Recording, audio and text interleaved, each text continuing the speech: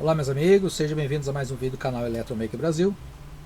Hoje aí nós vamos aí para a terceira parte, né, do transmissor de FM da Eletrônica Total número 39, né, e a gente estende um pouco mais os vídeos, primeiro para o vídeo não ficar cansativo, né, e segundo que eu gosto de ir dividindo, né, e a gente montar passo a passo, né, como eu já fiz um gerador de sinais, já fiz um gerador de RF, né, e eu gosto de fazer detalhadamente, fornecendo toda a documentação necessária, além de explicar da maneira mais didática possível o funcionamento do circuito, né. Então a gente já falou aí a respeito, né, do oscilador, tá, mas eu entendo ser importante o seguinte: antes de a gente ir da parte do amplificador de sinal, né, que é a parte mais fácil de entender, vamos dizer assim, eu acharia muito interessante, tá, nessa parte a gente falar um pouco mais a respeito dos componentes eletrônicos, tá? Eu mostrei a respeito do microfone de eletreto, tá? Eu falar a respeito dele, né, como polarizar ele, qual a melhor maneira de usar. Muitas vezes você tem um microfone, quer ligar ele no transmissor e não sabe qual a maneira, né? Então a gente vai ensinar vocês como ligar, né? Primeiro, como testar o microfone, ver se está funcionando ou não. Segundo, como, né, a gente ligar, né, ou seja, como determinar o valor desse resistor que vai polarizar o microfone de eletreto, né? Tem uns que tem o microfone com 3 terminais, né? Os que eu tenho aqui é de 2, mas eu explico o funcionamento de 3 terminais, né? E uma coisa muito importante em circuitos, né, de RF são as bobinas, tá? Principalmente essas aqui que são sobrepostas, né, entrelaçadas. A gente vai construir junto, tá, essas bobinas, né, que são 2 jogos, são 4 bobinas na realidade, né. Então é essa primeira bobina que faz esse acoplamento aqui do oscilador pro amplificador, e depois um outro par de bobina, né, que faz o acoplamento, tá, da saída com a antena, tá. Então a gente vai entender, né, o que é essas bobinas, né, que são acopladas, e mais importante do que isso, construir ela da maneira correta para que o circuito funcione. Gente, circuito de RF é um negócio muito delicado, muito sensível, né? Então, quanto mais informações a gente tiver, né, com certeza o circuito vai funcionar, né? Muitos circuitos de revista, né, eu praticamente passei a vida toda montando circuitos de revista, e eu aprendi muito o seguinte, né, muitas vezes, né, não funciona. Não é nem porque o circuito tem algum problema, muitas vezes é porque a gente não está sabendo montar da maneira correta, tá? Ah, eu não tenho aquele transistor, posso usar outro. A gente vai entender um pouco a respeito de equivalência dos transistores, quais podem ser usados, quais não podem, né? O porquê que pode, o porquê que não pode, né? Então nesse terceiro vídeo, tá, a gente vai falar dos componentes, tá? Da construção das bobinas, da polarização dos microfones de eletreto, tá bom? E aí sim a gente faz a montagem, né? Vou mostrar para vocês no próximo vídeo daí a placa, né? E a gente vai fazer a montagem, né? E os testes finais de funcionamento, tá ok? Então eu vou preparar todo o material aqui. E lembrar que todo o material eu vou disponibilizando para vocês, né? Na descrição do vídeo, né? De acordo com o que a gente vai preparando esse material, tá bom? Então daqui a pouco a gente volta aí. Vamos lá então para a confecção das bobinas, tá? Então vamos lá. As bobinas L1, L2, L3, L4 são entrelaçadas com fio 18 ou 20, tá? Conforme mostra a figura 7, tá? A figura eu vou mostrar lá. Então tem os 2 fios aqui, tá? Ó, eu tenho o fio 20, né? E o fio 18, tá? Quanto maior o número, menor a bitola. Quanto menor o número, maior a bitola. Esse aqui 18 eu acho ele bem mais durinho de trabalhar, tá? Mas a diferença é pouca entre eles, tá? Esse aqui tá melhor para trabalhar. Então a gente escolheu o fio 20, tá? Ele tá falando o seguinte, né? Um tubinho de papelão pode ser usado na forma para manter as bobinas juntas. O diâmetro do tubinho pode variar entre 0,6 e 0,8 sem problemas. Pequenas variações nas dimensões da bobina e afastamento das espiras podem ser compensados no ajuste dos trimmers, tá? Mas vamos lá. Como é que eu faço a bobina, tá, gente? Qual o método que eu uso para fazer as bobinas? Eu tô aqui com as duas bobinas prontas, tá? Então lembrar o seguinte, ó, se vocês forem notar aqui, não sei se vai dar para perceber bem aqui, tanto no esquema, tá? Deixa eu ver aqui no esquema. A L1, tá? Eu tenho 4 espiras aqui, que foi as 4 que eu usei, tá, para fazer esse pilotinho aqui, ó, né? 4 espiras, né? Ali tá bem aberta, feito meia na mão lá. E o lado de cá, ó, eu tenho 3 espiras. Aqui é a mesma coisa, 4 espiras e 3 espiras, tá? E elas estão entrelaçadas, ó. Se você for notar aqui, ó, eles dividiram com cores diferentes para poder mostrar que são bobinas independentes, né? Então tá aqui, ó, 1, 2, 3, 4 de um lado, que é L1, depois 1, 2, 3, tá? Que é o L2. Aqui é a mesma coisa, ó, 1, 2, 3, 4 é L3, 1, 2, 3 que é L4. Então tá aqui feitas as duas bobinas, tá? Então sempre que a gente for fazer a bobina, né, lembrar, tá, que o fio ele é esmaltado, tá? Então o que eu faço, tá? Eu tenho um estiletinho aqui, ó, né? Depois que eu faço a bobina, eu raspo bem o verniz, tá? Raspo bem o verniz. Depois eu pego, roubo lá na caixinha da dona patroa lá uma lixa de unha, tá? E lixo bem, tá? Isso é o que eu faço, tá? Lixo bem, né? Depois eu passo álcool isopropílico, que sempre fica, tá? Desse verniz fica uma gosma ali, tá? Eu passo um álcool isopropílico para limpar. Se tiver ruim de pegar, eu uso fluxo, tá? Eu tenho esse Dantec aqui, mas qualquer fluxo de solda dá para se usar. Aí eu passo o fluxo, né? E a gente faz a gente estanha os fios, né? Então tá aqui os fios estanhados já, ó, certo? Todos os lados, tal, para ficar mais fácil. Eu faço o terminal maior, né? Porque ele vai acabar encostando. Na hora da montagem lá, gente, aqui ele tá mostrando, né? Para você enrolar, entrelaçar aqui, né? Eu vou fazer dessa maneira, a gente vai fazer o teste depois junto, né? Para ver se vai dar certo. Então a gente vai colocar essa bobina lá, tá? E depois a gente vai colocar essa aqui, ó. Se eu tenho 4 espiras, esse dá para ver bem. Eu tenho 3 vãos ali, tá? E aqui eu tenho 3 espiras. Então na hora de montar, elas vão estar ficando sobrepostas uma a outra aqui, ó, tá? Vou de novo colocar aqui, ó, a de 4 espiras com a de 3, ó. Vou colocar lá no centro, ó. Elas vão ficar sobrepostas, tá? O que isso vai fazer, gente? Isso aí se chama acoplamento, tá? Magnético ou indutância mútua, tá?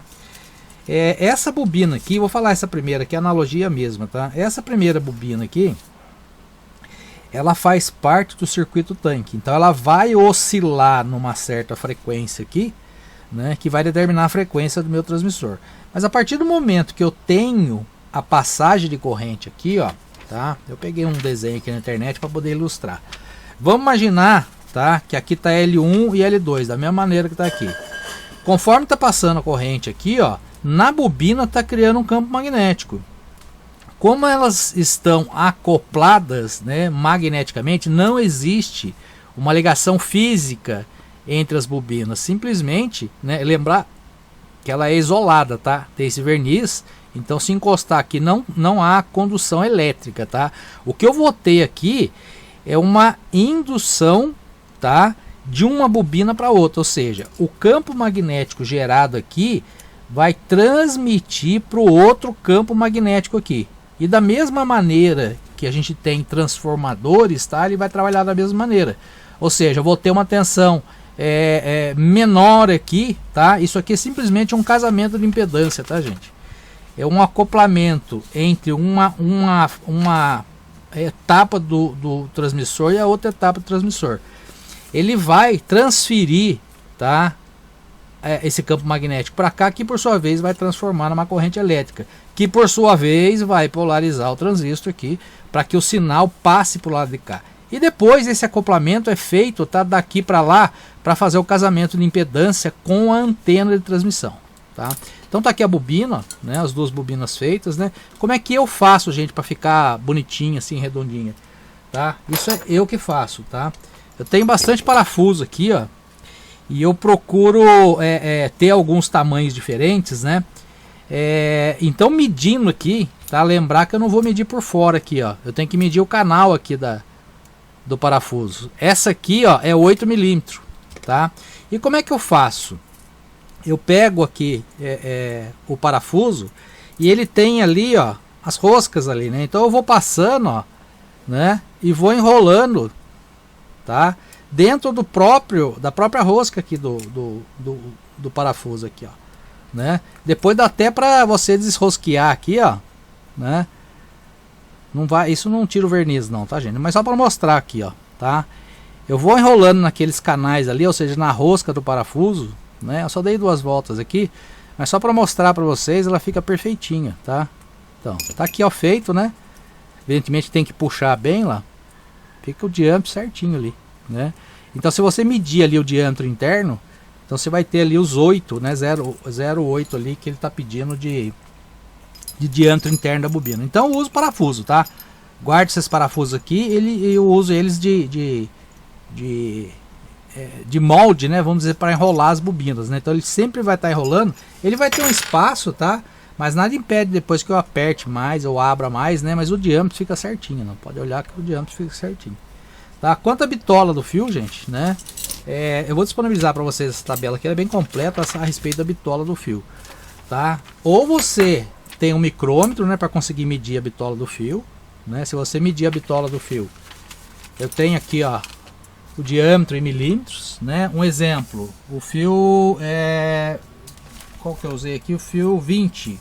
O fio 20, ó, ele tem 0,8 milímetros de diâmetro, tá? Diâmetro da bitola do fio aqui, tá? Não é a seção, não. Ou então, né, um método que o pessoal usa aí é pegar um lápis, tá? Enrola 10 espiras, né? Pega deixa eu pegar um lápis aqui e mostrar. É um método que tem na internet, tá? Vamos imaginar que isso aqui seja um lápis. Então você vai enrolar aqui, ó. Vou fazer melhor aqui, enrolar as espiras aqui, ó, né? Bonito o desenho, né? Bem juntas, tá? E depois você mede aqui, 10 espiras você enrola. Aí você vai medir aqui, por exemplo, certo? Vamos imaginar aqui que essas 10 espiras juntas aqui deu 5 milímetros. Significa o quê? 5 milímetros dividido por 10 espiras vai dar a espessura de um fio, que é 0,5 milímetros. Aí você vem aqui na tabela, né, diâmetro, né, aqui, ó, 0,5, mais próximo de 0,5, ó, é o fio 24. Se der próximo de 6 milímetros lá, é o 23, tá? Então é assim que você vai determinar. Ou o micrômetro, né, quem tiver, medir ali, né, e fazer essa identificação. Mas o que eu faço é o seguinte, né? Vai nessas lojas que enrola motor, né? Vai lá e compra um pedacinho de fio e já pede para ele identificar para você, né? Qual a bitola, né? Fios que eu mais uso, tá? 18, 20, 22, né? 24 é os fios que a gente mais usa, né? O importante é ela ser autoportante, né? Ela consiga ficar fixa, tá? Então é assim que a gente vai fazer as nossas bobinas, tá? Eu vou preparar as outras aqui. Daqui a pouco eu vou falar do microfone de eletreto, tá? Eu até já soldei o terminal 1 aqui, ó. Eu tenho aqui sem os terminais e soldei um terminal, a gente vai falar a respeito dele. E uma geral a respeito dos componentes, tá bom? Daqui a pouco a gente volta. Bom, pessoal, só um comentário, né? A gente demora um pouco mais para estar postando os vídeos, né? Quando é vídeo assim detalhado, né? Porque eu não gosto simplesmente de montar um circuito e mostrar ele funcionando. Eu gosto de explicar como ele funciona, para que vocês entendam cada parte do circuito, né? Como que ele funciona, qual a função de cada componente. Então, por isso que a gente demora um pouco mais, né, para preparar o material, né? Isso aqui é o material que eu preparei para disponibilizar para vocês, né? Então eu estou fazendo o vídeo, né, do transmissor de FM intercalando com outros vídeos, né, para que dê tempo de a gente preparar o material para apresentar para vocês.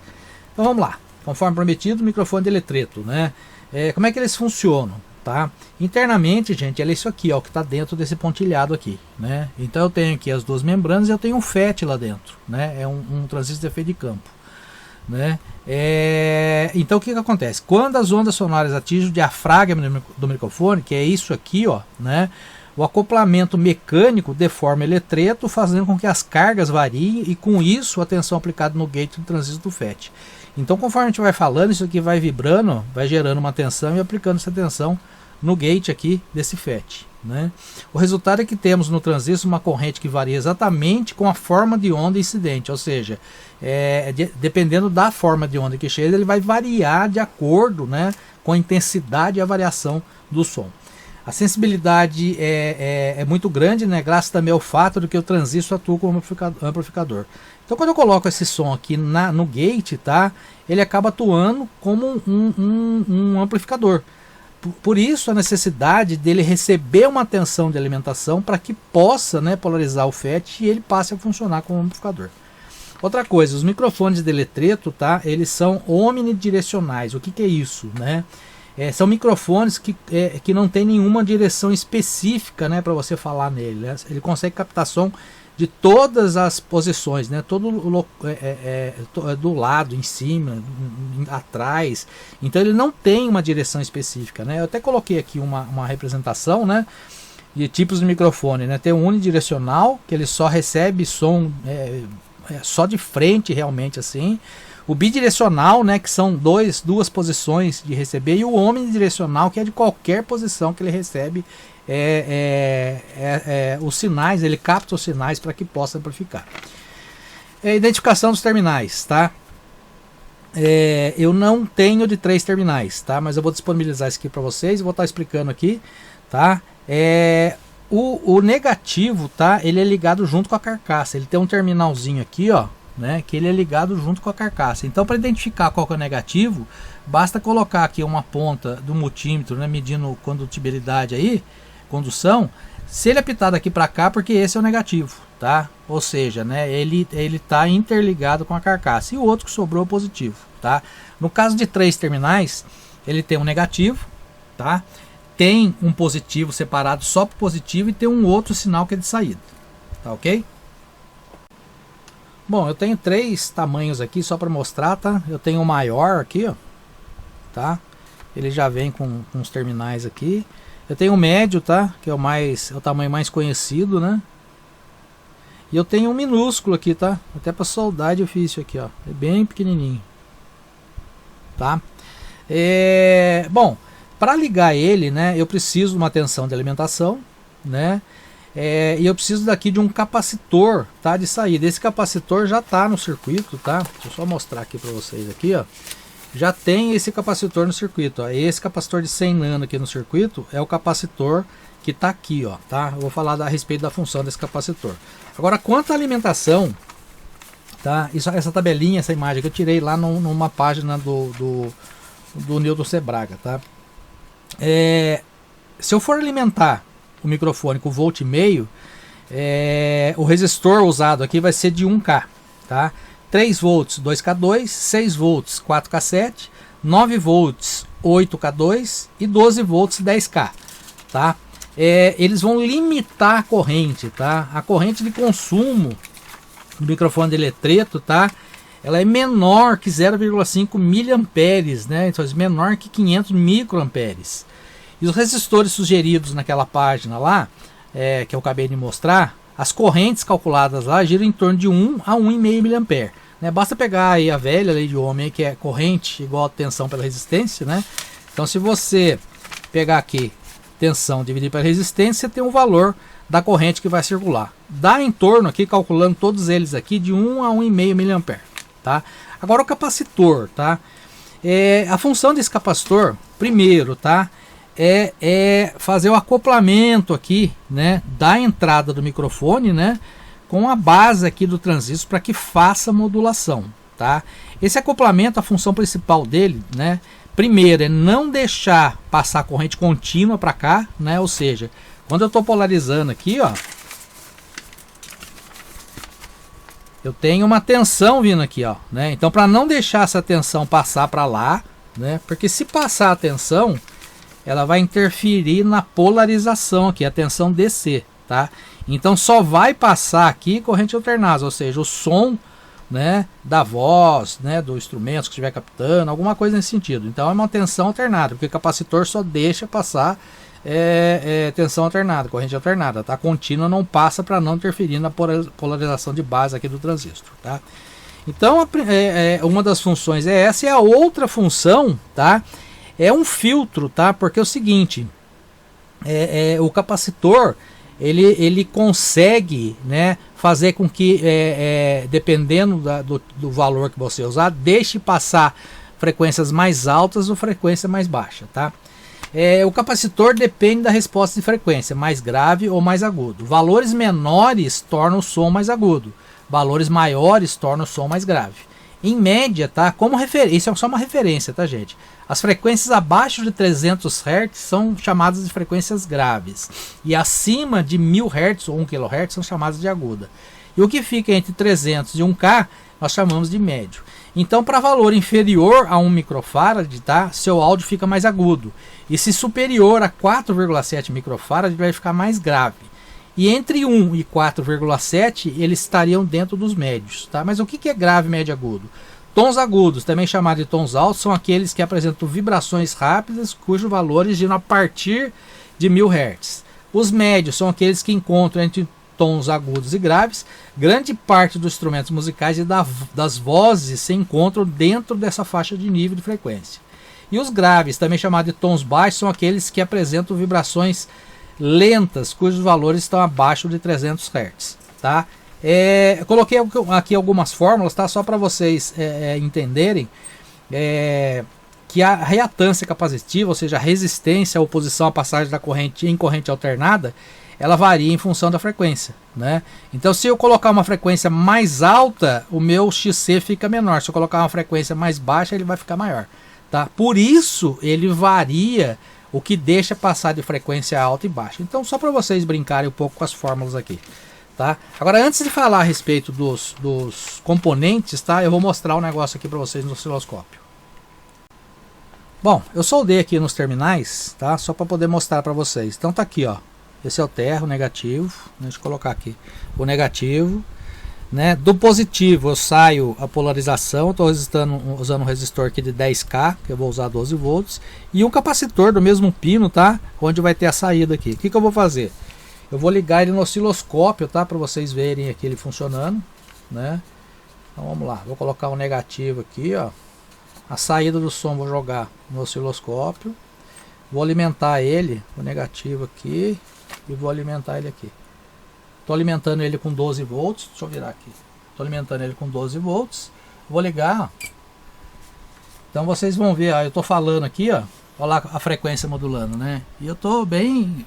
Estou longe aqui da boca ainda falando. Né? Então conforme eu estou falando, a voz da gente tem muita variação de frequência. Mas se eu assobiar, por exemplo... Ó, é quase que uma frequência constante. Quer ver? Ó? Tá dando em torno de 1,5 kHz ali, ó. Vamos lá de novo. Agora, quando eu falo, né, a faixa de frequência ela varia muito, né, diferente de uma subida, de um apito, tá? Então, só para mostrar para vocês o quanto ele é sensível, né? Eu vou até deixar ele aqui em cima, mais longe aqui, mas eu tô falando, ele continua captando, tá vendo? Para vocês verem que sem só com aquele amplificador interno dele, né, o quanto ele consegue captar, né? A gente pode até mais pro futuro aí fazer um pré-amplificador para ele, né? Para ele conseguir ser mais sensível, né? Vamos lá agora falar dos componentes. Bom, os principais componentes, tá? Eu até deixei ligado aqui para vocês verem a modulação lá. Os principais componentes, Q1 e Q2, que são os dois transistores, as bobinas, que a gente já falou a respeito dela, né? Já mostrei como fazer as bobinas. Capacitor variável C1 e C2, tá? O capacitor variável, tá, gente? É aquele streamerzinho verde, tá? Para faixa de 3 a 30. Ele é o verdinho, tá? Esses aqui, né, que eu mostrei anteriormente, né? Esses aqui, quem tiver pode usar, tá? Mas não fabrica mais isso aqui, tá, gente? E eu tô fazendo a placa de circuito impresso para poder usar esses pequenininhos aqui que eu vou disponibilizar para vocês depois. Tá bom? Quanto ao transistor, tá? O primeiro, o Q1, tá? Que é o transistor do oscilador, esse aqui, né? Ele é um BF494 ou um equivalente. Vamos dar uma olhadinha no datasheet dele aqui, tá? O BF494, 495, tá? Pode ser usado, né? Ele é um NPN, tá? Para frequências, médias frequências, né? Aplicações, né? Alta frequência em rádio e televisão, receptores de rádio e televisão, sintonizadores de FM, né? Mixer e osciladores de AM de baixo ruído, amplificadores de FI, de AM e FM, receptores de AM e FM. Então, valores que a gente tem que ficar atento, tá? Caso quiser substituir por algum equivalente, tá?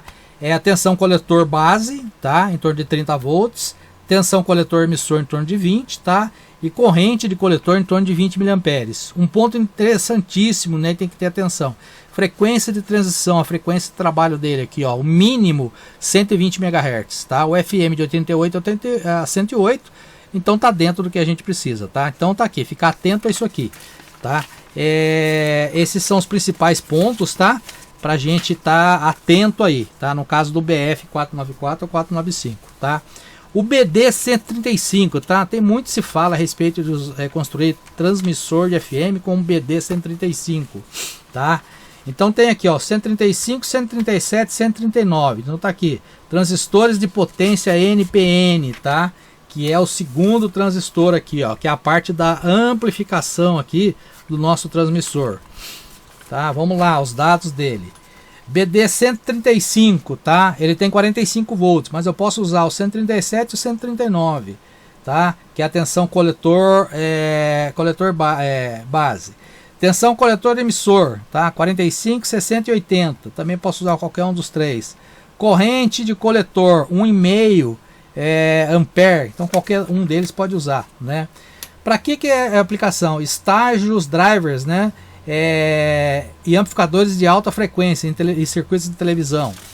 Agora, poucos datasheets, tá? Poucos não, só esse da Philips que eu consegui encontrar a frequência de trabalho dele. Então tá aqui, ó, frequência de transição 190 MHz, ou seja, o típico dele é 190 MHz, então atende tranquilamente, tá? E só ficar atento, né, gente, a essas características dos componentes, né, para que não tenha problema, né, na hora do funcionamento, tá? Então qualquer transistor que atenda a essas especificações pode ser usado, tá bom? Então tá aqui, né, a lista de material, né? Já falei a respeito das bobinas que a gente já falou, do trimmer. O restante são capacitores, tá? Cerâmico, né? Tem um eletrolítico, resistores, né? De 1/4 a 1/8, né? Hoje em dia a maioria é 1/8, né? 1/4 nem, só os mais antigos só, tá? Então é isso aí, pessoal. Então, conforme eu falei para vocês, tá? Todo esse material eu vou disponibilizar, né? A gente demora um pouco mais porque, primeiro, né? Eu gosto de detalhar, falar. A gente já explicou a primeira etapa, como é que funciona, como é que oscila, como é que realimenta, como é que funciona um oscilador. Então eu gosto de detalhar bastante, né? E para isso, né, a gente precisa preparar esses materiais, e isso aí toma tempo. Então por isso que eu não faço todos os vídeos na sequência, para mim ganhar fôlego aí para preparar o material e passar para vocês, tá? Então no próximo vídeo aí a gente já vai falar a respeito, né, dessa segunda etapa aqui, ó, né? Que é a parte da, né, transmissor de FM, onde é que tá o que? Com saída amplificada, né? Ou seja, esse amplificador aqui de radiofrequência, né? Ou seja, eu tenho aqui um transmissor, já é um transmissor, né? Só que com uma potência, né, muito pequena. Então o que se faz aqui é amplificar, é um amplificador de RF, para que se tenha, né, um alcance maior, evidentemente atendendo aí as especificações das leis e das normas aí, né? Tá bom? Então no próximo vídeo a gente já vai falar a respeito disso aqui e começar a montagem da placa e os testes aí do nosso transmissor de FM da Eletrônica Total número 39. Tá ok, pessoal? Se você não é inscrito no canal, faça a sua inscrição, né? Dê o seu joinha, dê o seu like, né? É importante pra gente. Se você tem algum amigo que gosta dessa eletrônica raiz, dessa eletrônica mais antiga, vamos dizer assim, né? Indique o canal aos seus amigos, né? Faça seus comentários, a gente vai responder dentro do menor prazo possível, né? Grande abraço, fique com Deus e até o próximo vídeo.